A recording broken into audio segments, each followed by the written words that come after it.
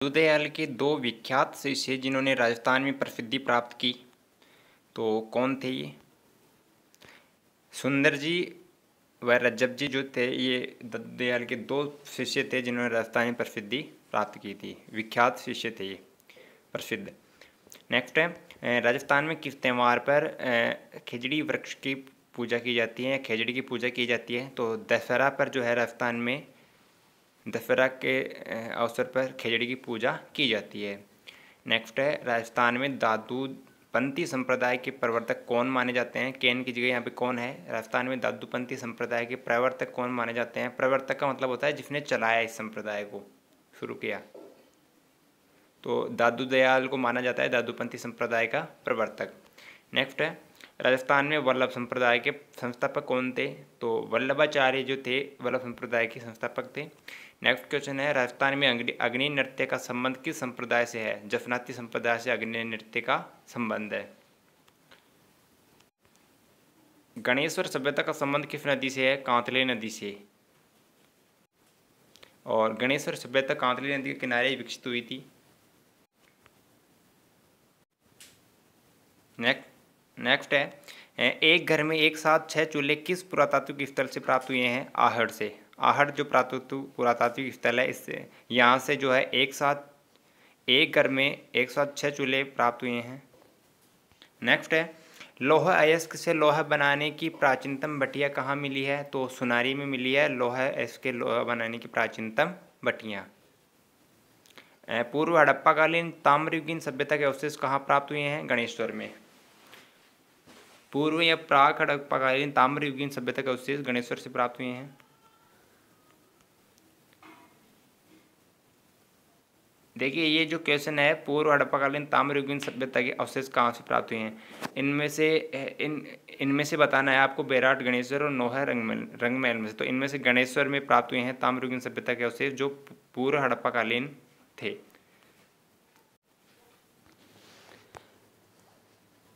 देखिए, जो ये पूर्व हड़प्पाकालीन ताम्रयुगीन सभ्यता के अवशेष से एक से अधिक स्थलों से प्राप्त हुए हैं, इसलिए हमें इसमें कंफ्यूज नहीं होना है। हमें निम्न में से बताना है कि बेराट, गणेश्वर, नौहर और रंगमहल में से कौन से स्थलों से जो है पूर्व हड़प्पाकालीन ताम्रयुगीन सभ्यता के अवशेष प्राप्त हुए हैं? तो गणेश्वर से प्राप्त हुए हैं। नेक्स्ट है, पुरावशेषों के संरक्षण हेतु संग्रहालय की स्थापना जो है कहाँ की गई? कालीबंगा में की गई है। कालीबंगा राजस्थान के किस जिले में स्थित है? हनुमानगढ़ में। पीलीबंगा और कालीबंगा दोनों ही हनुमानगढ़ में है। नेक्स्ट है, देखिए, जो अशोककालीन गोल बौद्ध मंदिर है वह स्तूप जो है कहाँ से प्राप्त हुई हैं? बीजक पहाड़ी से। बीजक की करेक्ट ऑप्शन होगा, बीजक की पहाड़ी से प्राप्त हुए हैं अशोककालीन गोल बौद्ध मंदिर व स्तूप। नेक्स्ट जो है, कालीबंगा सभ्यता के लोग जो है किस लिपि का प्रयोग करते थे? सिंधु लिपि का प्रयोग करते थे और इन द सेंस कि सिंधु घाटी सभ्यता की जो लिपि थी उसी का प्रयोग करते थे कालीबंगा सभ्यता के लोग।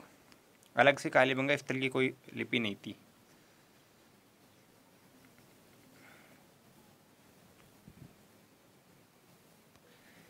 निम्न में से लूनी नदी के किनारे जो है स्थित पुरातात्विक स्थल है कौन सा है? तिलवाड़ा। बालातल उदयपुर में है, बेरहाट जयपुर में है, नौहर, बालातल, तिलवाड़ा, इनमें से कौन सा पुरातात्विक स्थल जो है लूनी नदी के किनारे स्थित है? तो तिलवाड़ा जो है लूनी नदी के किनारे स्थित है। नेक्स्ट है, निम्न में से कि बड़ी संख्या में मालव, सिक्के व आहत मुद्राएं कहाँ प्राप्त हुई है? नगर। बड़ी संख्या में मालव, सिक्के व आहत मुद्राएं नगर से प्राप्त हुई है। नेक्स्ट है, निम्न में से नलियासर राजस्थान के कौन से जिले में स्थित है? जयपुर में। नलियासर जो है राजस्थान के कौन से जिले में स्थित है? जयपुर में। नेक्स्ट है, निम्न में से किन स्थलों पर पुरापाषाणकालीन अवशेष प्राप्त हुए हैं? जायल, डीडवाना, नागौर। जायल और डीडवाना, नागौर से जो है इन स्थलों से जो है पुरापाषाणकालीन अवशेष प्राप्त हुए हैं। नेक्स्ट है, बागोर सभ्यता का उत्खनन जो है उत्खनन कार्य किसके निर्देशन हुआ था? तो डॉक्टर वीएन मिश्रा के निर्देशन में हुआ था बागोर सभ्यता का उत्खनन का कार्य।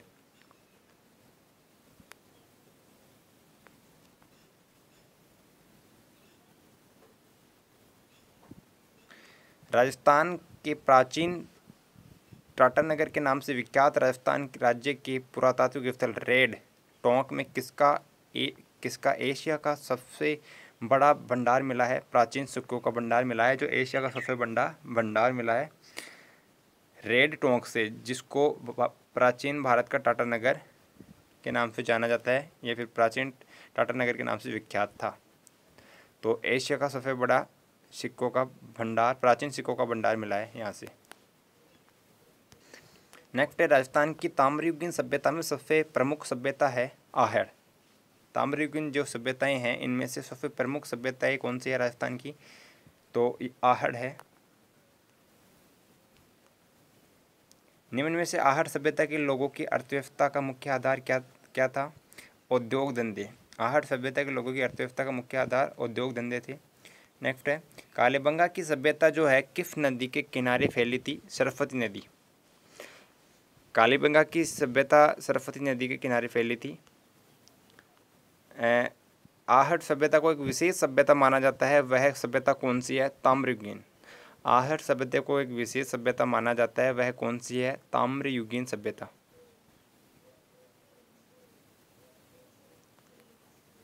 कालीबंगा का उत्खनन किसके निर्देशन में हुआ? बीके थापर व जॉन मार्शल। देखिए यहाँ पे निर्देशन की बात हो रही है, कालीबंगा का उत्खनन की निर्देशन की बात हो रही है। जो निर्देशन में शामिल थे बीके थापर और जॉन मार्शल।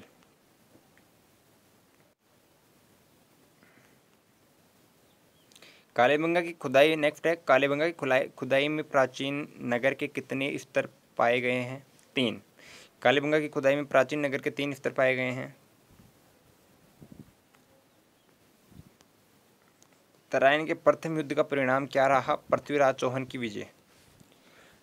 तराइन के दो युद्ध हुए थे, 1191 और 92 में। देखिए, तराइन का जो प्रथम युद्ध हुआ था 1191 में, इसका परिणाम रहा था पृथ्वीराज की विजय हुई थी। पृथ्वीराज की यहाँ इस युद्ध में जीत हुई थी और मोहम्मद गोरी जो है हार गया था।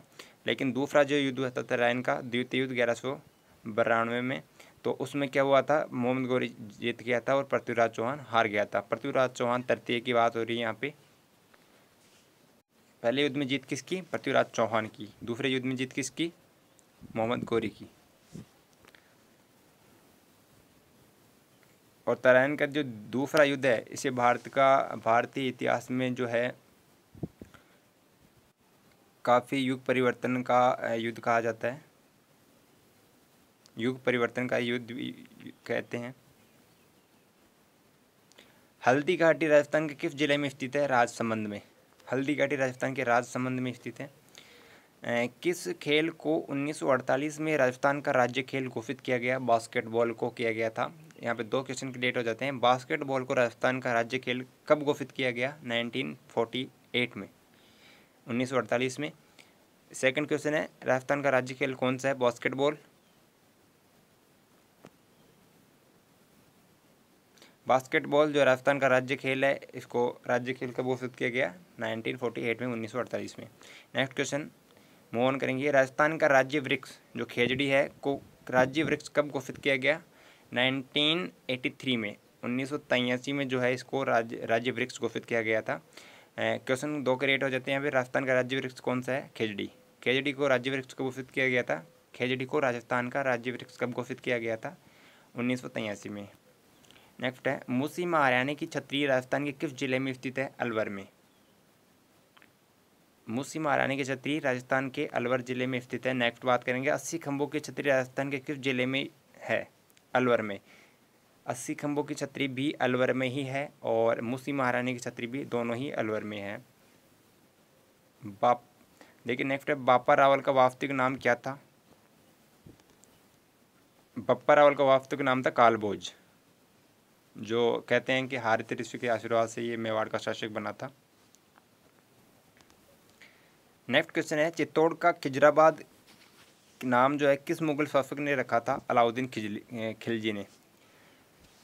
अलाउद्दीन खिलजी ने रखा था चित्तौड़ का खिजराबाद नाम, और ये अपने पुत्र खिजर खां के नाम पर ही रखा था। अलाउद्दीन खिलजी का पुत्र था खिजर खां, इसके नाम पर चित्तौड़ का नाम जो है चित्तौड़गढ़ दुर्ग को जीत लिया था और उसके बाद में इसका नाम बदलकर खिजराबाद कर दिया था। किसके नाम पर? अलाउद्दीन खिलजी ने किया था, अपने पुत्र खिजर खां के नाम पर। और एक और जो है ये अपना जो रणथंभौर है इसका नाम भी बदल के रखा था इसने, अलाउद्दीन खिलजी ने, खैराबाद।